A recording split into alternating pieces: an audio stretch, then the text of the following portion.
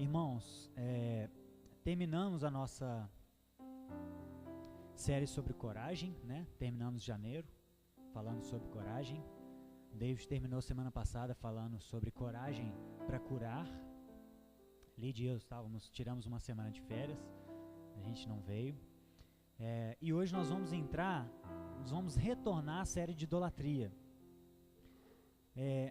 A gente quer falar esse ano sobre avivamento. Vamos tentar estudar os vários avivamentos que existiram na história, quais foram os fatores determinantes para haver um avivamento, né? Da nossa parte, o que nós precisamos ter para clamarmos a Deus por um avivamento genuíno.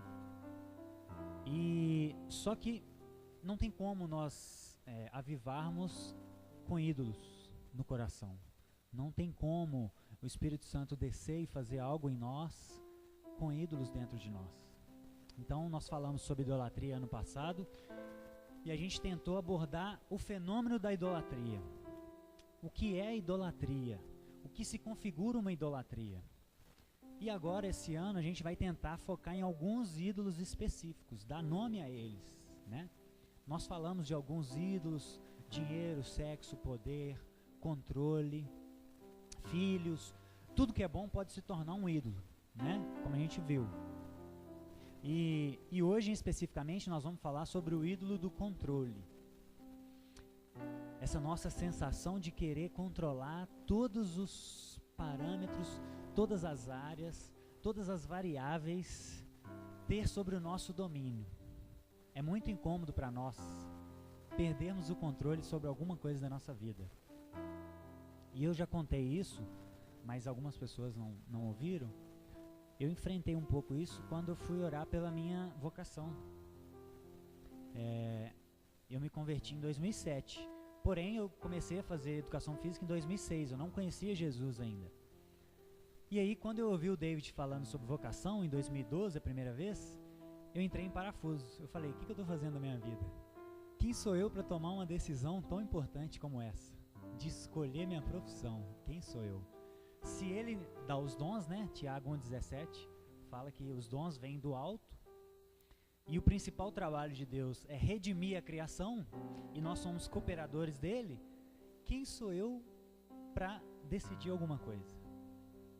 E aí comecei a orar pela minha vocação. E inicialmente a minha oração era pedindo a Deus para confirmar aquilo que eu já tinha feito.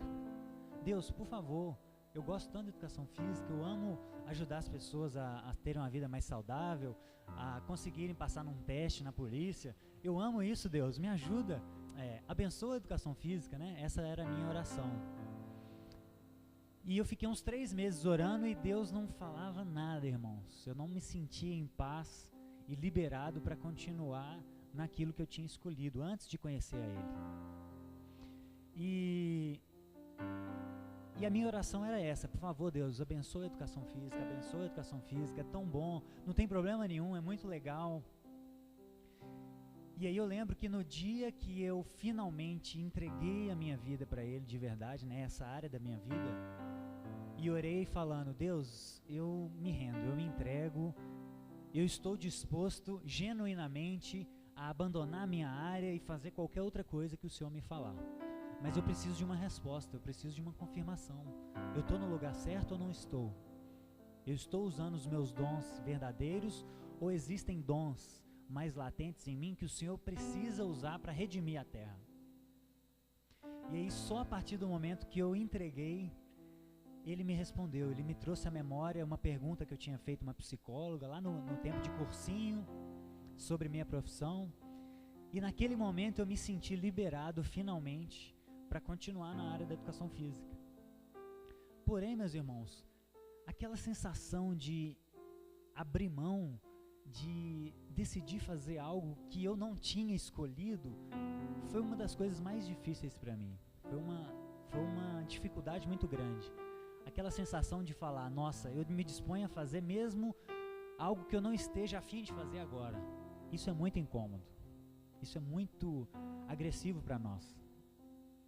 E eu experimentei um pouquinho nessa fase. E é mais ou menos isso que nós vamos tratar hoje. esse incômodo do evangelho de controlar a nossa vida. Esse incômodo, né? Incômodo porque nós estamos em redenção, né? Porque na verdade é isso que nós devemos buscar. Mas isso nos incomoda, isso nos agride por causa dos efeitos da queda, que atuam em nós ainda, estamos em processo de redenção. Mas essa parte incômoda do evangelho, é isso que nós vamos tratar hoje, a questão do controle. Perder o controle da nossa vida, para que Ele assuma o controle. E quando a gente faz isso, de fato a gente vai ter uma vida plena, né? E eu queria, um dos exemplos mais claros para mim, que me chamou muito a atenção sobre esse assunto, está lá em Jeremias capítulo 39. Abrem comigo, por favor. Minto, vamos começar do 41. Jeremias 41. Versículo 16. Jeremias 41, 16. Eu estava fazendo a leitura bíblica do ano passado, e quando eu li essa parte, a gente ainda nem pensava em falar sobre idolatria esse ano, e quando eu li esse trecho, meus irmãos, isso ficou muito forte para mim. E eu falei, nossa, a gente precisa ano que vem falar sobre alguns ídolos específicos. Porque aqui ficou muito claro para mim o ídolo do controle. Essa vontade nossa de ter controle e de fazer aquilo que a gente quer fazer. E não nos dispor a fazer aquilo que Ele quer. Que no fundo é bom, perfeito e agradável. Quando nós nos dispomos à vontade dEle, mesmo que a princípio a gente acha que não tem nada a ver, mas essa é a boa e perfeita e agradável vontade dEle para nós. Então, Jeremias 41, 16 diz o seguinte, do 16 ao 18. Então Joanã, filho de Careá, e todos os comandantes do exército que estavam com ele, levaram todos os que tinham sido resgatados em Mispá, os quais ele tinha resgatado de Ismael, filho de Netanias, depois que este havia assassinado Gedalias, filho de Aicã. Os soldados, as mulheres, as crianças, os oficiais do palácio real que tinham sido trazidos de Gibeon. Eles prosseguiram, parando em Jerute-Quimã, perto de Belém, a caminho do Egito. Estavam com medo, porque Ismael, filho de Netanias, tinha matado Gedalias, filho de Aicã, a quem o rei da Babilônia nomeara governador de Judá. Irmãos, vamos nos situar aqui na história, né? Como a gente viu o panorama ano passado, esse ano fica mais fácil. Nós estamos aqui no período da invasão da Babilônia, lá naquele terceiro exílio, né? De Israel, de Judá no caso, em 586 mais ou menos. E o que aconteceu? Nabucodonosor invadiu o reino de Judá, levou as pessoas mais hábeis e deixaram lá os mais pobres, os menos capazes. E Nabucodonosor nomeou Gedalias, que era um israelita, como governador deles. E aí esse tal de Ismael matou Gedalias e levou o povo como prisioneiro. E esse tal de Joanã enfrentou Ismael e tomou a posse do povo da mão dele. Então é isso que está acontecendo. Esse povo mais pobre que tinha ficado em Judá por causa da invasão da Babilônia, Nabucodonosor nomeou Gedalias como governador deles. Ismael se revoltou, matou Gedalias e tomou o povo como prisioneiro. E Joanã libertou o povo da mão de Ismael. E esse povo estava indo a caminho do Egito, porque eles queriam escapar dos babilônicos. Esse é o contexto. Vamos caminhar um pouquinho mais. 42, versículo 1.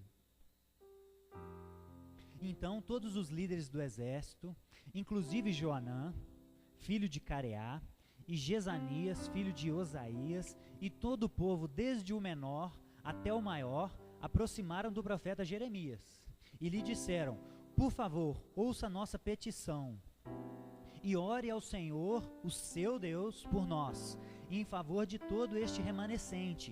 Pois, como você vê, embora fôssemos muitos, agora só restam alguns poucos de nós. Ore rogando ao Senhor, o seu Deus, que nos diga para onde devemos ir, o que devemos fazer.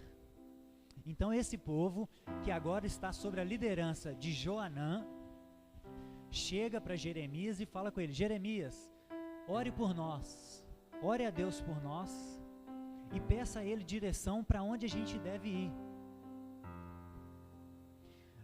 Versículo 9. Olha o que o povo fala para... Olha a resposta de Jeremias. Disse-lhes então Jeremias consultou a Deus e respondeu a eles: assim diz o Senhor, o Deus de Israel, a quem vocês me enviaram para apresentar a petição de vocês. Se vocês permanecerem nessa terra, eu os edificarei e não os destruirei. Eu os plantarei e não os arrancarei. Pois muito me pesa a desgraça que eu trouxe sobre vocês, o exílio. Então, irmãos, o povo estava fugindo para o Egito. Pede Jeremias para orar a Deus para eles, para mostrar para onde que eles têm que ir. E Deus fala com eles: olha, se vocês permanecerem nessa terra, eu não os destruirei. Qual terra? A terra de Judá, que era onde eles estavam. Eles estavam querendo ir para o Egito, fugir do Egito. Estavam querendo ir para outro lugar. E Deus fala com ele: permanecem onde vocês estão, e eu não os destruirei vocês. Eu os plantarei e não os arrancarei, porque muito me pesa o exílio, o castigo que eu trouxe sobre vocês. Versículo 15. Ouçam a palavra do Senhor, ó remanescente de Judá. Assim diz o Senhor dos exércitos, Deus de Israel: se vocês estão decididos ir para o Egito e lá forem residir, a guerra que vocês temem os alcançará. A fome que vocês receiam os seguirá até o Egito, e lá vocês morrerão. Deus foi muito claro com eles.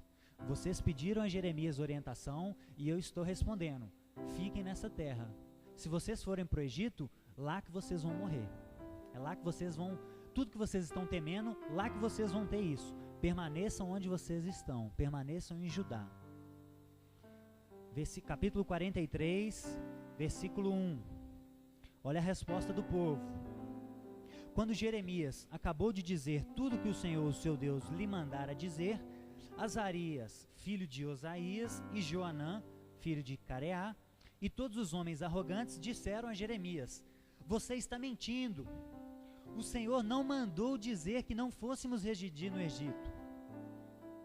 Mas é Baruque, filho de Nerias, que está instigando você contra nós, para que a gente seja entregue nas mãos dos babilônios, a fim de que nos matem e nos levem para o exílio da Babilônia. Então, meus irmãos, Jeremias fala com eles: fica onde vocês estão. Essa é a palavra do Senhor. E eles falam: você está mentindo, você está querendo que a gente seja exilado como os melhores da terra já foram. Deus não mandou lhe dizer que não fôssemos para o Egito. É para lá que nós temos que ir. 44, versículo 15. Adianta um pouquinho. 44, versículo 15. Aqui é o auge do nosso discernimento sobre esse ídolo tão profundo. Que na verdade são vários ídolos, mas o controle é o que mais vai se ressaltar. 44, 15. Então todos os homens que sabiam que as suas mulheres queimavam incenso a outros deuses, e a todas as mulheres que estavam presentes, em grande número, e todo o povo que morava no Egito e na região de Patros, disseram a Jeremias: nós não daremos atenção à mensagem que você nos apresenta em nome do Senhor. É certo que nós faremos tudo o que dissemos que faríamos. Queimaremos incenso à rainha dos céus, derramaremos ofertas de bebidas para ela, tal como fazíamos nós, nossos antepassados, nossos reis, nossos líderes nas cidades de Judá e nas ruas de Jerusalém. Naquela época que a gente fazia isso, que a gente queimava incenso para essa deusa, nós tínhamos fartura de comida, éramos prósperos e não sofríamos, não tínhamos perseguição. Mas desde que a gente parou de queimar incenso à rainha dos céus e derramar oferta de bebidas a ela, nada temos tido e temos perecido pela espada e pela fome. Irmãos, aqui os ídolos saem para fora. Aqui os ídolos, como David disse, saem pelos dedos. Nós vamos voltar agora para a gente recapitular e passar mais detalhadamente para identificarmos os ídolos. Porque como a gente viu, não existe um ídolo só. E existem uma hierarquia. Existem os ídolos superficiais e os ídolos profundos. Ídolos superficiais é tudo aquilo que a gente usa como um meio para atingir um outro ídolo, que é um fim em si mesmo. Então nós podemos usar o sexo, o dinheiro, para ter controle sobre algumas pessoas. Então o controle é o ídolo profundo, é aquele que mais domina o nosso coração. E o sexo, o dinheiro, pode ser um ídolo superficial, ele é um meio para a gente alcançar aquele fim. Então vamos voltar agora no capítulo 41, versículo 17. Vejam só, irmãos. Eles prosseguiram, parando em Jerute-Quimã, perto de Belém, a caminho do Egito. Então, meus irmãos, eles já estavam a caminho do Egito. Eles já tinham decidido ir para o Egito, porque na cabeça deles, fugir de Judá era o melhor caminho para que eles tivessem fartura, segurança e paz. Mesmo Deus falando com ele, permaneçam onde vocês estão. Se vocês forem para o Egito, a fome que vocês temem, a guerra que vocês temem, atingirão vocês. Então eles estavam indo a caminho do Egito. Eles já tinham tomado uma decisão. 42, versículo 3. Ore, rogando ao Senhor nosso Deus, que nos diga para onde devemos ir e o que nos devemos fazer. Irmãos, eles já tinham decidido. A decisão já estava tomada. Isso aqui foi meramente um rito religioso. Isso aqui é o Bruno orando para Deus abençoar a educação física, cumprindo um ritual. No fundo, naquele momento, eu não estava disposto a perder o controle da minha vida. Eu não estava disposto a me submeter à vontade dele, mesmo que isso a princípio ofenda o meu ser e seja algo que eu não quero fazer agora. Eu não estava disposto. Eu estava cumprindo um mero rito religioso. Eu vou orar porque eu sou crente. Eu vou orar a Deus porque eu sou crente, eu creio nele. É isso que eles estavam fazendo. Estavam cumprindo um rito religioso. Eles já tinham decidido ir para o Egito e chamaram Jeremias pedindo para ele orar, para que Deus falasse para eles onde eles teriam que ir. Versículo 6, 42, 6. Quer seja favorável ou não, obedeceremos ao Senhor, nosso Deus, a quem o enviamos, para que tudo vá bem conosco. Porque obedeceremos ao Senhor, nosso Deus. Quer seja favorável ou não, nós obedeceremos. Mentira! Eles já tinham decidido. Eles estavam cumprindo um rito religioso, colocando uma veste evangélica perante as outras pessoas e falando, olha, o que o Senhor falar eu vou fazer. O que o Senhor disser eu vou fazer. E por que nós obedeceremos ao Senhor? Para quê? Para que tudo nos vá bem. Essa é a motivação. Esse é um dos ídolos, é o ídolo do conforto. Nós queremos que tudo nos vá bem, por isso nós vamos obedecer ao Senhor. Obedeceremos ao Senhor para indica propósito, né? Eu vou fazer isso para isso. Então nós obedeceremos ao Senhor nosso Deus para que tudo nos vá bem, para que nós tenhamos paz. É isso que nós desejamos, conforto. Não quero passar dificuldade. Então a gente cumpre um rito religioso e a gente se dispõe a obedecer a Deus, independente quer seja favorável ou não, mas o ídolo sai pelos dedos, é para que tudo nos vá bem.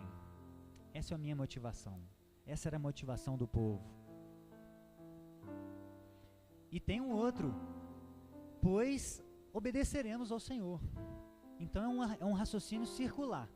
Eu vou obedecer a Deus para que eu tenha paz e segurança, e eu vou ter paz e segurança porque eu obedeci. Vocês estão entendendo? Como que o povo argumenta em círculo. Jeremias, ore a Deus para nós, para que tudo vá bem conosco. E nós vamos ser bem-sucedidos, nós vamos ter paz, porque nós obedecemos. Isso é teologia da prosperidade. Eu dou uma ordem para Deus, eu obedeço para que Ele me abençoe, e Ele tem que me abençoar porque eu obedeci. É um argumento circular. E os ídolos começam a vir à tona. Então eles estavam querendo bem-estar, eles estavam querendo ausência de tribulações. É isso que eles estavam querendo, para que tudo nos vá bem. E aí 43 versículo 2, eles dizem, Jeremias fala com eles, olha, então vocês querem ficar bem? Então a palavra de Deus é o seguinte, fiquem onde vocês estão, porque se vocês forem para o Egito, para onde vocês estão indo, a fome vai pegar vocês, a espada vai pegar vocês. E aí o que eles falam? 43 do versículo 2, você está mentindo, o Senhor não mandou dizer que a gente não fosse para o Egito. Irmãos, o ídolo, ele entranha tanto dentro de nós, que quando alguma coisa ameaça esse ídolo, nós queremos sumir com isso. Nós queremos sumir com a verdade. Quando a verdade confronta o nosso ídolo, nós queremos suprimir a verdade. Lembra quando Paulo fala em Romanos 1, que Deus falando da revelação geral, e que as pessoas ímpias suprimem a verdade de Deus? A palavra suprimir ali, no original, é afogar. Imagina uma pessoa saindo da água, te falando alguma coisa, e você não quer ouvir aquela coisa, e você afoga a cabeça dela para dentro da água de novo. Isso é suprimir. É isso que nós fazemos com a verdade de Deus. Deus se revelou na natureza, Deus se revelou dentro de nós, e nós suprimimos a verdade, porque nós não queremos ouvir a verdade. O nosso lado caído não quer ouvir a verdade. Nós queremos suprir os nossos ídolos, nós queremos suprir a nossa vontade de controle, e quando alguma coisa ameaça essa nossa vontade, nós queremos suprimir. E é isso que o povo fez. Não, você está mentindo, não é isso não, isso não pode ser verdade. Nós queremos ir para o Egito, Deus não pode falar com a gente outra coisa. Deus não pode falar para a gente ficar aqui. Por quê? Porque eu preciso ter o controle da situação. Isso é mentira, você está mentindo, Jeremias. O que você está falando é mentira. Eles suprimem a verdade, porque a verdade confronta e coloca em risco os nossos ídolos. E quando o nosso ídolo é colocado em risco, a gente toma uma atitude. E vejam bem, 44:17. 44:17. Aqui que sai pelos dedos os ídolos. Então o primeiro ídolo que eles queriam era paz, era conforto. Esse era o primeiro ídolo. E aí o que eles dizem? Aqui sai pelos dedos. É certo que nós vamos fazer tudo aquilo que a gente disse que ia fazer. A gente queimará incenso à rainha dos céus, derramaremos ofertas de bebida, tal como a gente fazia os nossos antepassados e os reis, nossos líderes, nas cidades de Judá e nas ruas de Jerusalém. Naquela época a gente tinha fartura, não faltava comida para nós. Naquela época a gente era próspero. Naquela época a gente não sofria. Então nós vamos fazer isso, Jeremias. Não adianta você falar não. Não adianta você vir com esse papo falando que é de Deus, porque nós vamos fazer aquilo que a gente já decidiu fazer. Nós vamos queimar incenso à rainha dos céus, porque ela nos dá conforto, ela nos dá segurança. Quando a gente queimava incenso para ela, a gente tinha paz, a gente tinha prosperidade. Eu não quero saber desse Deus, dono do universo não, que contraria a minha vontade. Eu não quero saber dele. Eu quero queimar incenso para a rainha dos céus, porque ela me dá o que eu quero. Essa é uma característica do ídolo. O ídolo é manipulável, mas Deus não é manipulável. Deus, ele não está à mercê da nossa vontade. Ele pode até fazer a nossa vontade, mas ele não é manipulável por ela. Não há nada que a gente possa fazer que manipule a vontade de Deus. E o ídolo é bom por isso. O ídolo, a gente faz uma oferenda, ele traz o amor de volta. Vocês já viram isso na rua, nos postes, né? Traga o amor de volta. Aquilo é o ídolo. O ídolo, ele faz o que você quer, ele está a seu serviço. Mas o Deus criador da história e dono da história, Ele não está a nosso serviço. Ele é bondoso, Ele nos faz participantes da história, Ele nos faz co-criadores da história, Ele nos dá oportunidade de dar nome aos animais, Ele nos dá a oportunidade de termos dons para ajudar Ele a cooperar a terra, mas Ele não precisa da gente para nada, Ele não é manipulável, Ele é totalmente soberano, Ele não precisa de nada nem ninguém, Ele já estava pleno da eternidade, Ele não precisava nos criar. Mas Ele é bondoso e nos dá essa oportunidade. Mas é muito diferente isso do controle que nós temos dos ídolos. O ídolo está a nosso serviço e o Deus da história não. E às vezes Ele confronta a gente. E às vezes Ele nos fala para fazer coisas que a gente não quer. E aí que nós vamos ver o que domina o nosso coração. Se é o nosso Deus ou se é o nosso ídolo. Ou se é a vontade de querer ter o controle da situação. Então eles tomaram a decisão deles. Aqui eles afirmaram para Jeremias, porque eles já tinham tomado a decisão. Eles já estavam a caminho do Egito. Aqui eles externalizam para Jeremias. Jeremias, cansei desse rito religioso. Cansei de ir no domingo na igreja. Eu vou falar o seguinte, cara, não adianta você falar isso. Eu vou fazer o que eu decidi fazer. Porque no fundo o que eu quero é controle. O que eu quero é paz e segurança. Porém, meus irmãos, e tem um outro ídolo. Antes do controle, além da paz e segurança, rainha dos céus é a deusa Istar, que é uma deusa babilônia da fertilidade. Então, além de comida e fartura, as mulheres estavam oferecendo para ter filhos. E naquela época, filho era algo desejável socialmente. Filho era status. Então, mais um ídolo no coração desse povo. Aceitação social e filhos. O filho também pode se tornar um ídolo. E elas queimavam incenso para a deusa da fertilidade. E se existem tantos ídolos, se existe o ídolo do conforto, comida e ausência de sofrimento, se existe o ídolo dos filhos e da aceitação social, por que o controle se sobressai aqui, meus irmãos? Veja só. Porque Deus já tinha prometido a paz a eles. Se eles queriam paz e fartura e ausência de sofrimento, volta lá, 42:10. Deus já tinha falado com eles: se vocês permanecerem nessa terra, eu os edificarei e não os destruirei. Eu os plantarei e não o arrancareis. Porque muito me pesa o juízo que eu estou trazendo sobre vocês. Então eles queriam paz e Deus tinha prometido paz para eles. Fiquem aí que vocês vão ter paz. Não vai para o Egito não, fica onde vocês estão. Então veja bem, eles queriam paz e fartura. Deus promete isso, então tá, fica aí que vocês vão ter isso. Mas não estava suficiente para eles.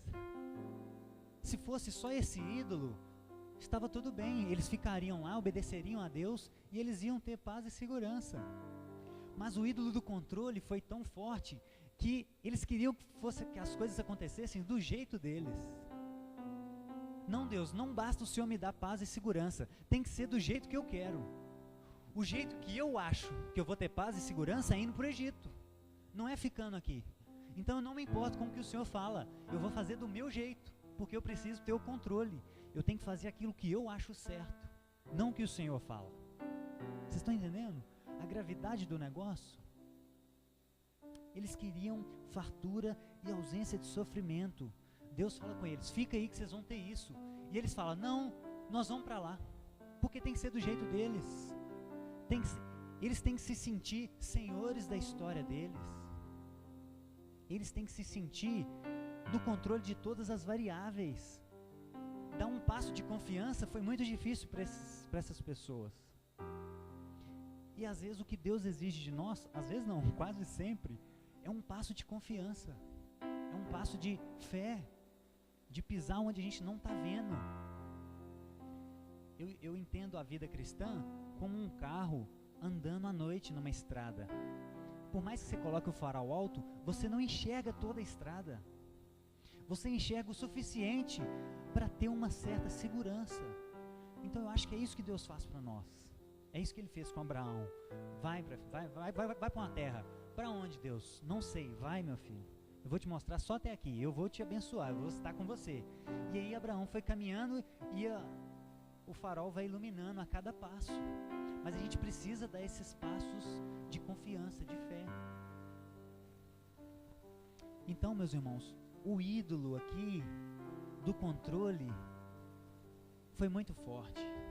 E essa sensação, essa vontade de querer ter o controle de todas as variáveis da nossa vida, de querer fazer tudo aquilo que a gente acha que é a melhor forma, isso está desde lá da queda no Éden. Isso está desde lá do Éden. Por quê? Porque essa foi a sensação de Eva. Deus falou com ela, e com Adão, né, principalmente, foi o principal errado. Não coma desse fruto. E aí Eva olha para o fruto e vê que ele é palpável ao paladar, agradável ao paladar, desejável aos olhos e desejável para dar entendimento. Então o que ela quis fazer? Não, eu vou decidir por mim. Eu vou ser a dona da minha história. Eu vou decidir. Eu vou ter o controle da situação.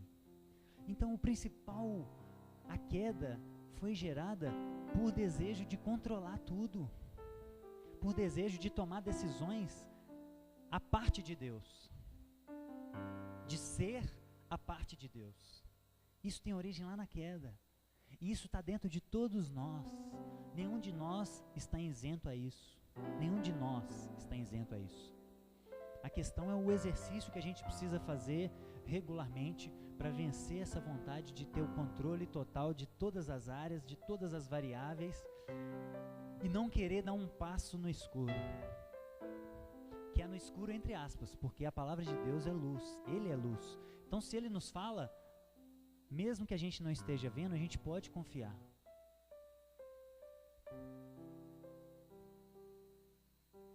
E aí eu queria que vocês abrissem também lá em Tiago 4.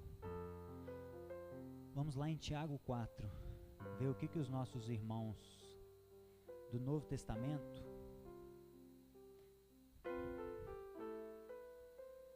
Tiago 4, versículo 13.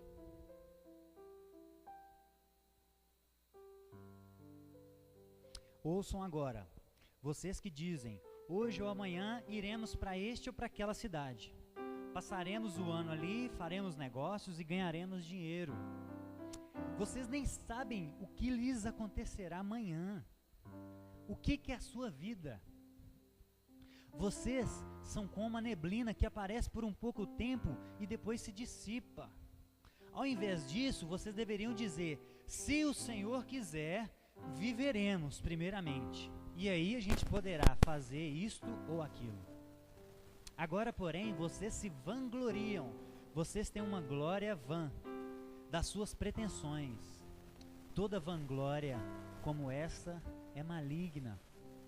Irmãos, nós, discípulos de Jesus, somos seres totalmente submissos à vontade do nosso Pai. Quem somos nós? O que é a nossa vida? O que é a nossa vida? Nós somos como neblina, que hoje existe, amanhã eu posso não estar aqui. A morte, pensar na morte, é um antídoto excelente para a gente colocar no nosso lugar, para a gente entender quem nós somos, quem somos nós, e mudar a nossa mentalidade, para virarmos discípulos de verdade de Jesus. E o ídolo, às vezes, ele está tão enraizado no nosso coração, que quando ele é ameaçado, a gente tenta manipular as pessoas, para que ele seja suprido, para que a nossa vontade seja suprida, para que aquilo que a gente deseja aconteça. E quando o próprio Deus entra na história, como esses irmãos lá atrás fizeram, até o próprio Deus sobra, até o próprio Deus é negado. O ídolo, ele tem uma capacidade enorme de dominar o nosso coração. E mesmo que Deus tente impedir, às vezes é perigoso a gente negar a Deus para suprir o nosso ídolo. Mas isso não é admissível para cristãos, discípulos de Jesus. para pessoas que estão dispostas a morrer por ele. Nós precisamos sacrificar esse ídolo dentro de nós. Nós precisamos entender que o justo ele vive pela fé. E se a gente confia naquilo que a gente vê, que confiança é essa? Deus exige o mínimo de nós. Deus é muito bom conosco. Ele nos ampara em toda situação.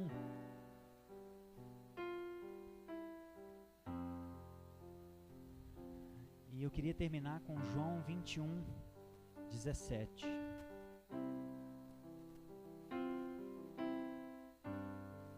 Nosso irmão Pedro aprendeu essa lição, não só Pedro, né, mas todos os apóstolos e vários cristãos ao longo da história aprenderam isso da maneira mais drástica, da maneira mais power. João 21, 17. Pessoas comuns como nós, homens falhos como nós, homens às vezes iletrados, às vezes com menos instrução que nós, conseguiram vencer esse ídolo do controle. Aqui, depois de Jesus ressurreto, ele se encontra com Pedro e começa a confrontar ele, porque Pedro negou Jesus 3 vezes. E aí Jesus pergunta para eles: tu me amas? Eu te amo. Tu me amas, Simão? Sim, eu te amo. E aí, versículo 17, pela terceira vez Jesus lhe disse: Simão, filho de João, você me ama? Pedro ficou magoado por Jesus lhe ter perguntado pela terceira vez: você me ama? E lhe disse: Senhor, tu sabes todas as coisas e sabe que eu te amo. Jesus disse a ele: cuida das minhas ovelhas, Pedro. Pedro, digo-lhe a verdade. Quando você era jovem, vestia-se e ia para onde você queria. Mas quando você for velho, Pedro, você estenderá a mão e outra pessoa te vestirá e o levará para onde você não deseja ir. E os apóstolos entenderam o que Jesus estava querendo dizer. Versículo 19. Jesus disse isso para indicar o tipo de morte a qual Pedro iria glorificar a Deus. E então lhe disse: siga-me. E a história nos diz que Pedro morreu crucificado como Jesus, de cabeça para baixo, porque ele não se sentia digno de morrer como Jesus. Então, meus irmãos, quando a gente é jovem, quando a gente é ovelhinha, a gente faz o que a gente quer, a gente toma as nossas decisões. Mas o discípulo de Jesus, o final da oração do discípulo de Jesus é sempre: seja feita a tua vontade, assim como Jesus orou. Não a minha, mas a tua vontade. E Jesus estava suando sangue ali. Ele não estava, a parte humana dele não queria ir para a cruz. Pedro também provavelmente não queria ir para a cruz. Porque quem quer sofrer? Ninguém de nós queremos sofrer. Mas o discípulo é isso, meus irmãos. O discípulo, ele faz mesmo aquilo que ele não quer. O discípulo, ele está disposto a caminhar para a cruz, se aquilo for a vontade do Pai, para glorificar o nome dele. E é isso que Pedro, todos os outros apóstolos fizeram, vários mártires e até hoje estão fazendo. É morrer para Jesus, é perder a vida, é entregar totalmente, é desarmar, é tirar a mão do volante e deixar Ele conduzir a nossa vida.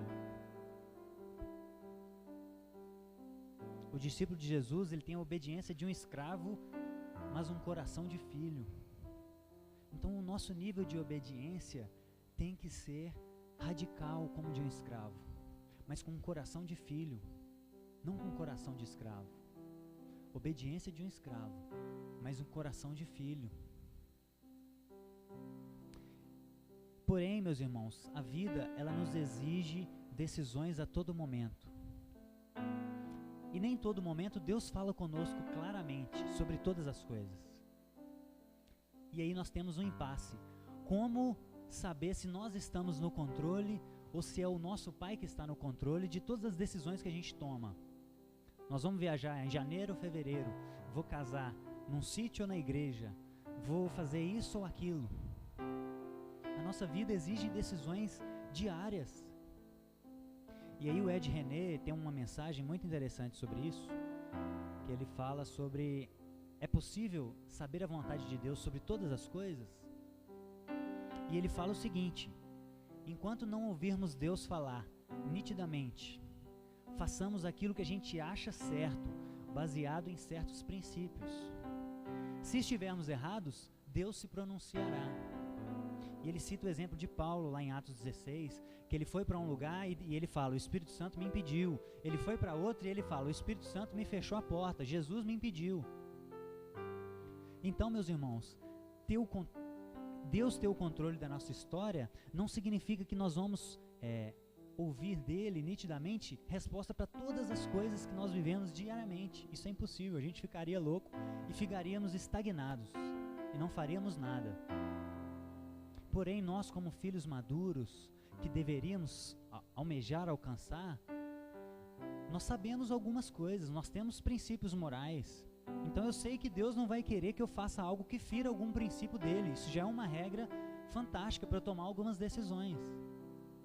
Nós temos prioridades na vida. Primeiro Deus, depois família, depois igreja e assim por diante. Então, se alguma proposta surge na sua vida que vai prejudicar algumas dessas hierarquias, você já tem outro princípio que vem de Deus para tomar suas decisões. Mas tudo isso está dentro da soberania do Pai. Tudo isso está sob o controle dele. E se a gente tomar uma decisão errada, fique tranquilo que ele vai te alertar, ele vai nos falar. Mas como filhos maduros, eu acredito que ele nos dá alguma autonomia em alguns aspectos da nossa vida. Mas isso não quer dizer que nós estamos no controle. Nós estamos fazendo aquilo que nós temos ouvido. Coisas que ele já nos falou são diretrizes para que a gente tome decisões hoje. Se ele já te falou alguma coisa no passado, você tem uma diretriz para tomar uma decisão hoje. Então você tem uma certa autonomia dentro do controle total dele. O controle último é sempre dele. Ele nunca perde o controle de nada. Então essa é uma questão prática para a gente também não ficar: meu Deus, eu vou vestir a roupa azul ou vermelha? Eu vou sair de carro ou de ônibus? Nós temos certa autonomia. Quanto mais nós vamos nos amadurecendo em Deus e ouvindo a voz dele mais nitidamente e conhecendo mais o caráter dele e entendendo, conhecendo um pouco mais de nós mesmos, nós vamos tendo mais tranquilidade para tomar algumas decisões da nossa vida. Mas tudo dentro da soberania e do controle dele. Então, meus irmãos, o principal trabalho de Deus na criação é redimir a terra. E toda a nossa existência tem que girar em torno disso.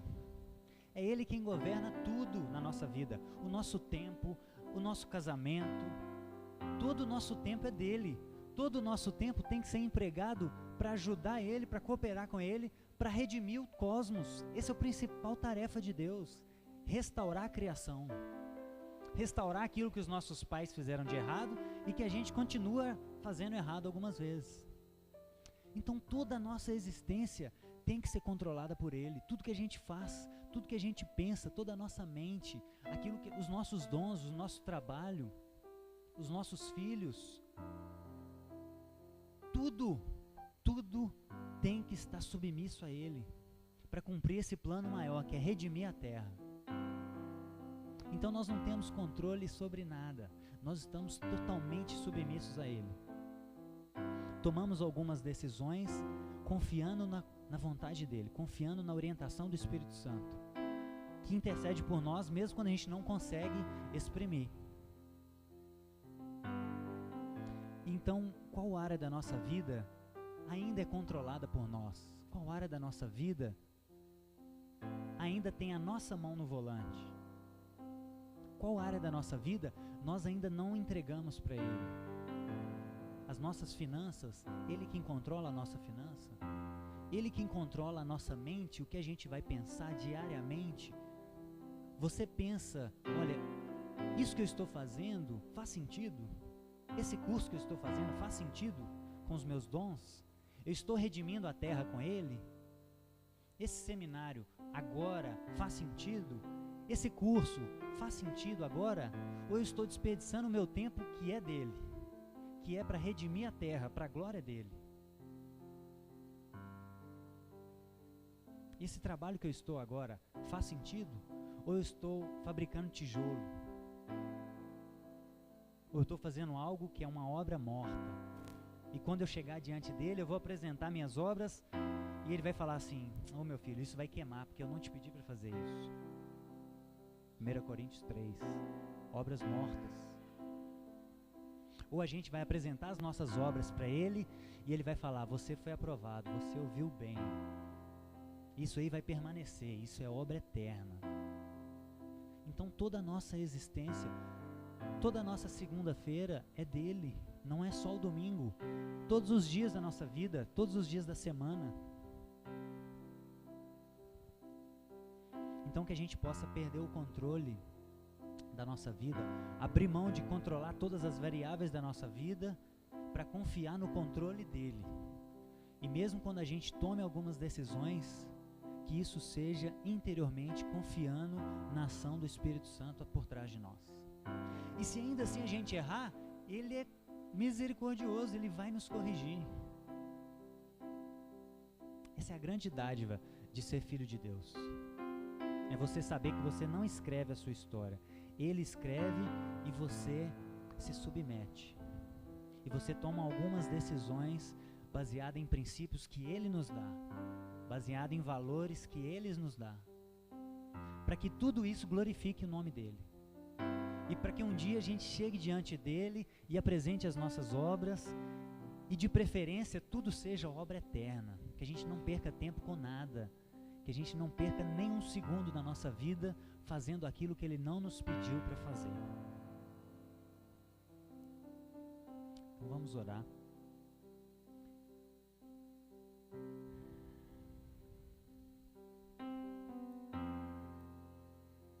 Vamos debruçar toda a nossa existência diante do nosso Pai.